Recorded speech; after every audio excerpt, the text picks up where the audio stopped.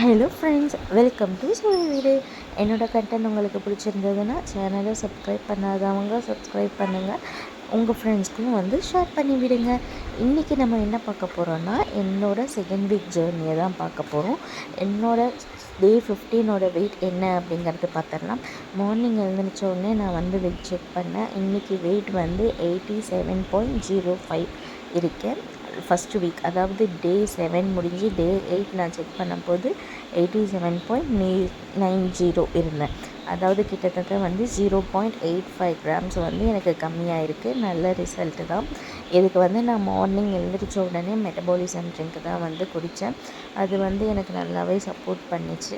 And then நான் இதில் வந்து என்ன சொல்ல போகிறேன்னா, நான் ஃபேஸ் பண்ண டிஃபிகல்ட்டிஸ் மட்டும் சொல்ல போகிறேன். எனக்கு வந்து ஃபஸ்ட்டு வீக் வந்து நல்லா இருந்தது ஃப்ரெண்ட். எந்த ஒரு பிரச்சனையுமே இல்லை. நல்லா ஜாலியாக இருந்தேன். டயட் மட்டும் ஃபாலோ பண்ணிவிட்டு இருந்துட்டேன். பட் என்னோடய செகண்ட் வீக்கில் என்ன ஆச்சுன்னா, எனக்கு ஸ்வீட் கிரேவிங்ஸ் அதிகமாக ஆயிடுச்சு. அதே மாதிரி அவுட் சைட் ஃபுட்ஸ்லாம் வந்து நிறையா சாப்பிட்ணும் போல் இருந்தது. ஆக்சுவலாக எனக்கு டீ காஃபி குடிக்கிற பழக்கமே இல்லை. பட் ஆனால் இப்போ வந்து எனக்கு காஃபி குடிக்கணும் போல் அந்த மாதிரி ஆயிடுச்சு. நான் என் பையனை ஸ்கூலில் ட்ராப் பண்ணும்போது பிக்கப் பண்ணும்போதெல்லாம் நான் சைடில் பார்க்குற ஃப்ரூட்ஸு, வெஜிடபிள்ஸ் அந்த மாதிரி ஷாப்புக்கு போகும்போது கூட அங்கே இருக்க ஸ்நாக்ஸு இல்லைன்னா ஆப்போசிட்டில் இருக்க கடை இந்த மாதிரி இருக்கிறதெல்லாம் வாங்கணும் அப்படிங்கிற மாதிரி இருந்தது. பட் ஆனால் நான் அதெல்லாம் கண்ட்ரோல் பண்ணிவிட்டு அதுக்கு பதிலாக ஃப்ரூட்ஸ் மட்டும் எடுத்துக்கிட்டேன். அண்ட் தென் நான் என்னென்ன சாப்பிட்டேங்கிறது என்னோடய வீடியோலேயே வந்து உங்களுக்கு அப்லோட் பண்ணியிருப்பேன். இந்த மாதிரி கிரேவிங்ஸ்லாம் இருக்க டைம்லலாம் நான் வந்து ஃப்ரூட்ஸ் வந்து எடுத்துக்குவேன். இந்த மாதிரி வாட்டர்மெலன், பைனாப்பிள் அந்த மாதிரி ஃப்ரூட்ஸ் போயிடுவேன்.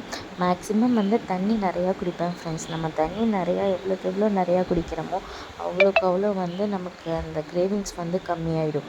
நிறைய டைமில் நான் லாஸ்ட் வீடியோலேயே சொல்லியிருப்பேன். நமக்கு வந்து தண்ணியோட அந்த இது தான் வந்து கிரேவிங்ஸ் மாதிரி இருக்கும். அதை நீங்கள் குடிச்சிங்கனாலே சக்ஸஸ் ஆகிடும். அண்ட் தென் நமக்கு வந்து நான் ஒர்க் அவுட் ஸ்டார்ட் பண்ணணும்னு சொல்லியிருந்தேன் இல்லையா, என்னோடய பர்சனல் ரீசன்ஸ்னால நான் இன்னும் ஒர்க் அவுட் ஸ்டார்ட் பண்ண முடியல.